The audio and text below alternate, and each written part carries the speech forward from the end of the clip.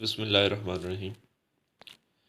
आज के इस लेक्चर के अंदर हमने जो प्रीवियस टॉपिक था biology and the service of Mankind, उसका पार्ट 2 जो है वो आज हमने कंप्लीट करना है। उसके अंदर बात की गई है डिज़ीज़ कंट्रोल की, कि बायोलॉजी हमें डिज़ीज़ कंट्रोल में किस तरीके से हेल्प करती है। तो उसमें 3 चीज़ें यहाँ पे ऐड की गई हैं: preventive measures, vaccination, drug treatment या जीन थेरेपी। अब सबसे पहले हमने डिस्कस करना है कि प्रिवेंटिव मेजर्स किस तरह से हम कर सकते हैं। प्रिवेंटिव मेजर्स जो हैं, इनको हम अगर उर्दू में ट्रांसलेट करें तो वो एहतियाती तदाबीर बनेंगे, कि हम किस तरीके से एक बीमारी से एहतियात कर सकते हैं। तो बायोलॉजी जो है वो हमें दो मेन चीज़ें जो है वो बताती है, उसके बारे में इंफॉर्मेशन हमें देती है कि डिज़ीज़ का कॉजेटिव एजेंट्स क्या है और उनका मोड ऑफ ट्रांसमिशन क्या है। मतलब कि डिज़ीज़ कौन काज कर रहा है और कैसे काज कर रहा है। तो यहाँ पर हमने दो एग्जांपल्स ऐड की हैं, एड्स और हेपेटाइटिस। एड्स जो है ये शॉर्ट फॉर्म है एक्वायर्ड इम्यून डेफिशिएंसी सिंड्रोम की, जबकि हेपेटाइटिस जो है वो बेसिकली कहते हैं इन्फ्लेमेशन ऑफ लीवर, मतलब कि जिगर की सोजिश को हेपेटाइटिस बोला जाता है। अब फर्स्ट क्वेश्चन ये है कि एड्स जो है वो कैसे फैलेगा और कौन फैलाएगा। तो उसका कॉजेटिव एजेंट होता है HIV, human immuno deficiency virus. तो इसको शॉर्ट फॉर्म में हम कह देते हैं HIV। अब ये जो HIV है या जो ये ह्यूमन इम्यूनो डेफिशिएंसी वायरस है, ये कैसे फैलता है, इसका मोड ऑफ ट्रांसमिशन क्या है। तो ये ब्लड ट्रांसफ्यूजन से फैल सकता है, सेक्सुअल कांटेक्ट से फैल सकता है, और इसके अलावा अगर कंटेमिनेटेड सरिंजेस या सर्जिकल इंस्ट्रूमेंट्स यूज़ किए जाएंगे तो ये HIV उससे भी फैल सकता है। मतलब कि एक पेशेंट से दूसरे हेल्दी पर्सनस के अंदर ये आसानी से फैल सकता है। तो हेपेटाइटिस जो है उसका कॉजेटिव एजेंट H वायरस है, मतलब कि हेपेटाइटिस वायरस, उसको शॉर्ट फॉर्म में हम H वायरस कह देते हैं। वो भी blood transfusion, contaminated surgical instrument and syringes, इस सब से जो है वो भी एक पेशेंट से दूसरे हेल्दी पर्सनस तक जो है वो फैल सकता है। अब बायोलॉजी हमें ये सारी चीज़ें बताती है ताकि हम प्रिवेंटिव मेजर्स करें, एहतियाती तदाबीर करें और इन सब से बचें, और डिज़ीज़ को जो है वो फैलने से हम रोकें और अपने आप को भी डिज़ीज़ से बचा सकें। नेक्स्ट जो बात यहाँ पे हमने डिस्कस करनी है वो है जी वैक्सीनेशन। वैक्सीनेशन का जब हम नाम सुनते हैं तो हमारे जहन के अंदर कुछ जो है वो डिजीज़ आती हैं। पोलियो, मीज़ल्स मतलब खसरा, वूपिंग कफ, और मम्स जिसे हम पंजाबी में कानपेड़े कहते हैं, जिसके अंदर नेक जो है वो स्वॉलन एरिया हो जाता है। ठीक है, नेक का ये जो एरिया है वो स्वॉलन हो जाता है। तो इन सब से बचने के लिए वैक्सीन्स जो है वो ली जाती हैं। अच्छा, वैक्सीन के लिए जो है वो दूसरा वर्ड जो है वो शॉट्स भी यूज़ होता है। ठीक है, शॉट्स, जिनको हम जो है वो टीके भी कह सकते हैं। ठीक है, शॉट्स बेसिकली इनके लिए यूज़ किया जाता है, यहाँ वैक्सीन ही वर्ड जो है वो इस्तेमाल किया जाता है।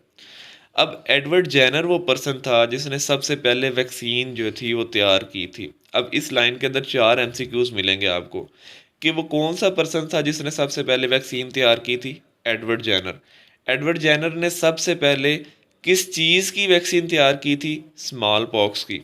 एडवर्ड जेनर ने स्मॉल पॉक्स की सबसे पहले जो वैक्सीन तैयार की थी वो कैसे तैयार की थी? काउ पॉक्स पस की मदद से तैयार की थी। एडवर्ड जेनर ने सबसे पहले जो वैक्सीन स्मॉल पॉक्स की तैयार की थी जिसमें उसने काउपॉक्स पस को यूज़ किया था, वो कब उसने बनाई थी? तो 1796 के अंदर। तो इस तरीके से इस लाइन के अंदर जो है वो 4 MCQs जो हैं वो कवर होते हैं। उसके अलावा वर्ड जो वैक्सीन है या वैक्सीनेशन है, ये कैसे डेवलप हुआ? तो लैटिन में काओ को वैका बोला जाता है, और उसी वैका से जो है वो वर्ड वैक्सीन या वैक्सीनेशन जो है वो डिराइव हुआ है। वैका क्यों इस्तेमाल किया गया? क्योंकि जो पहली वैक्सीन थी वो काओपॉक्स पस की मदद से तैयार की गई थी। तो वो आपने जो है वो स्टोरी सुनी होगी कि एडवर्ड जेनर ने वो एक बच्चे को स्मॉल पॉक्स मतलब चीचक से बचाने के लिए काओपॉक्स पस जो पीप थी उसको इंजेक्ट कर दिया था।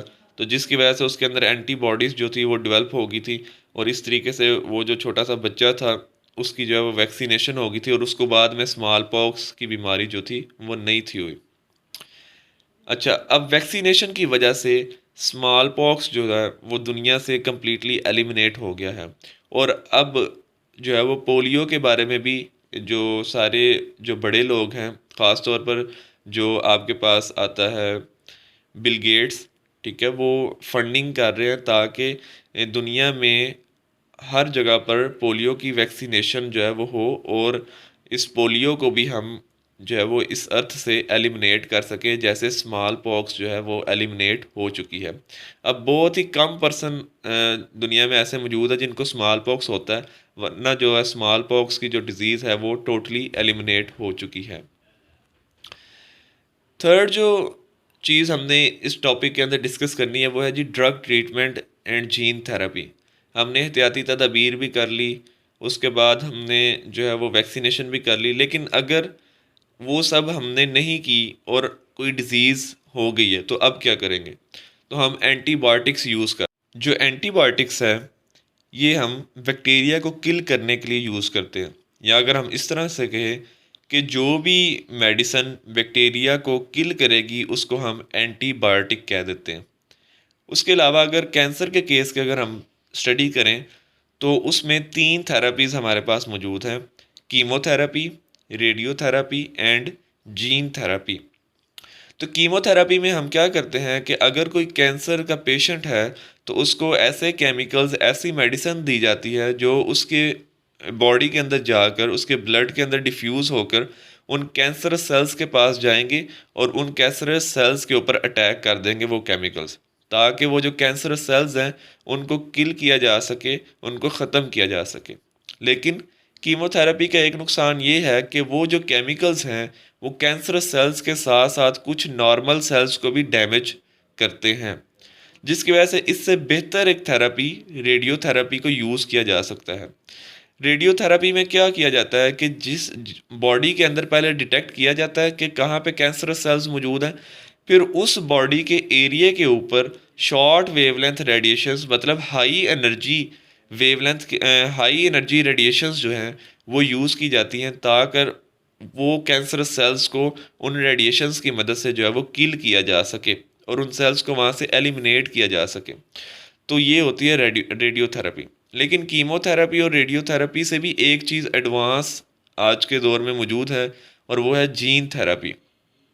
अब जीन थेरेपी में क्या किया जाता है कि किसी नॉर्मल पर्सन से, किसी हेल्दी पर्सन से जो है वो हेल्दी और एक्टिव जीन्स लिए जाते हैं और उनको पेशेंट की बोन मैरो के अंदर इम्प्लांट कर दिए जाते हैं।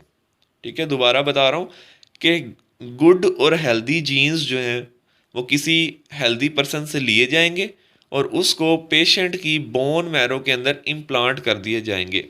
अब नेक्स्ट क्वेश्चन ये आता है कि बोन मैरो क्या चीज़ है? तो बोन मैरो आप उर्दू के अंदर या देसी लैंग्वेज में हड्डियों के गूदे को बोलते हैं। ठीक है, बोन मैरो वो वाला गूदा होता है जो कुछ ख़ास हड्डियों के अंदर मौजूद होता है, जिसमें से मैं आपको एग्जांपल दूंगा कि हमारी जो हिप बोन है उसके अंदर भी बोन मैरो होती है, हमारी जो थाई बोन है उसके अंदर भी बोन मैरो मौजूद होती है। ठीक है, हमारी जो चेस्ट बोन है जिसे हम स्टर्नम कहते हैं उसके अंदर भी बोन मैरो मौजूद होती है। लेट्स से कि यहाँ पे जो डायग्राम के अंदर आपको नज़र आ रही है एक थाई बोन है। ठीक है, आपकी जो लेग है, थाई है, उसकी बोन है और उसके अंदर बोन मैरो शो किया गया। अब इस बोन मैरो की ख़ास बात ये होती है कि इसके अंदर स्पेशल सेल्स मौजूद होते हैं जिन्हें हम स्टेम सेल्स कहते हैं। अब वो जो ख़ास सेल्स हैं स्टेम सेल्स, उनके अंदर एक ख़ास एबिलिटी होती है कि वो डिवाइड करके हर किस्म के सेल्स जो हैं वो बनाते हैं। मतलब कि स्टेम सेल्स वो मैजिकल सेल्स हैं जिससे बाकी तमाम किस्म के सेल्स जो है वो बनते हैं। फ़र्ज़ करें कि यहाँ पर जो है वो हमें शो किया गया कि इसी स्टेम सेल से रेड ब्लड सेल्स भी बनेंगे, इसी स्टेम सेल से वाइट ब्लड सेल्स भी बनेंगे, इसी स्टेम सेल से प्लेटलेट्स भी बनेंगे। ठीक है, और बी लिम्फोसाइट्स, टी लिम्फोसाइट्स, सभी जो सेल्स हैं वो इन्हीं स्टेम सेल्स से तैयार होते हैं। अब जो ब्लड कैंसर होता है, लेट्स से कि वाइट ब्लड सेल का कैंसर है किसी को, उसका क्या मतलब है कि उसकी बॉडी के अंदर वाइट ब्लड सेल्स ठीक नहीं बन रहे।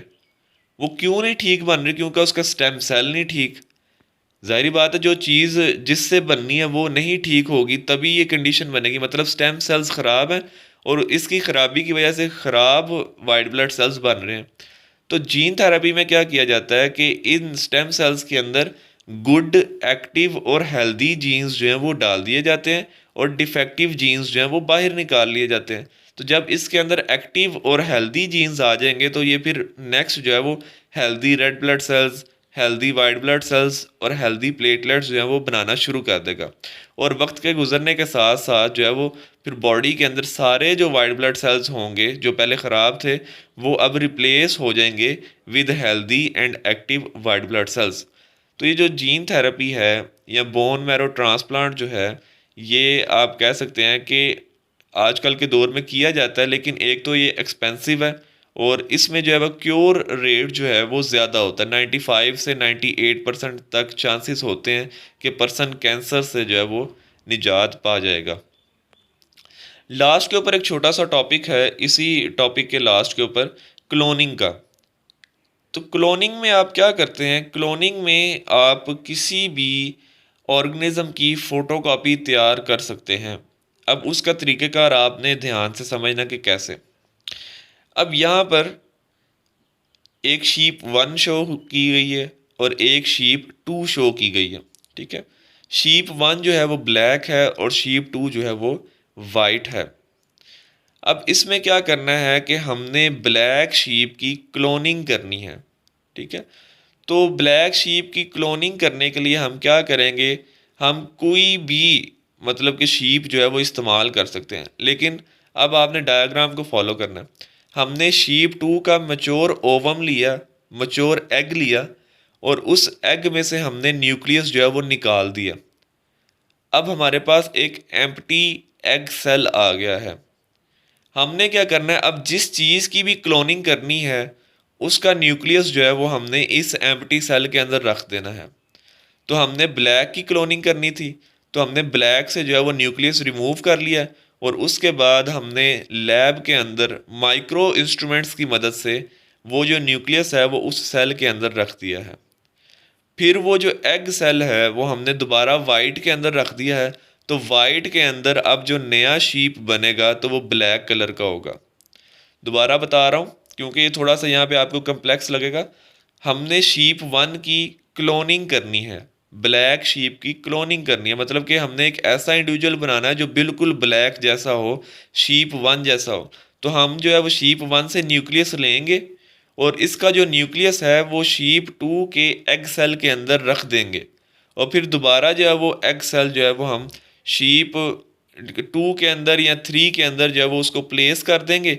तो उसकी मदद से जो है वो जो न्यू इंडिविजुअल बनेगा वो बिल्कुल उस जैसा होगा जहाँ से हमने न्यूक्लियस लिया था। एक और तरीक़ेकार होता है क्लोनिंग का, और वो ये जो डायग्राम के अंदर शो हुआ है। आपने जस्ट फोकस करना कि आइडेंटिकल ट्विंस कैसे बनते हैं, ठीक है। और नॉन आइडेंटिकल ट्विंस, दो किस्म के ट्विंस होते हैं, मतलब कि जुड़वा जो है वो दो किस्म के होते हैं। एक जो है वो आइडेंटिकल होते हैं, एक नॉन आइडेंटिकल होते हैं। मतलब कि एक जो है वो बिल्कुल एक जैसे होते हैं, आपने देखे होंगे कुछ जुड़वा भाई जो होते हैं वो बिल्कुल एक जैसे होते हैं, और कुछ जो है वो एक साथ पैदा हुए होते हैं लेकिन वो उनकी शक्ल आपस में मिलती नहीं है, ठीक है। वो नॉन आइडेंटिकल ट्विंस होते हैं।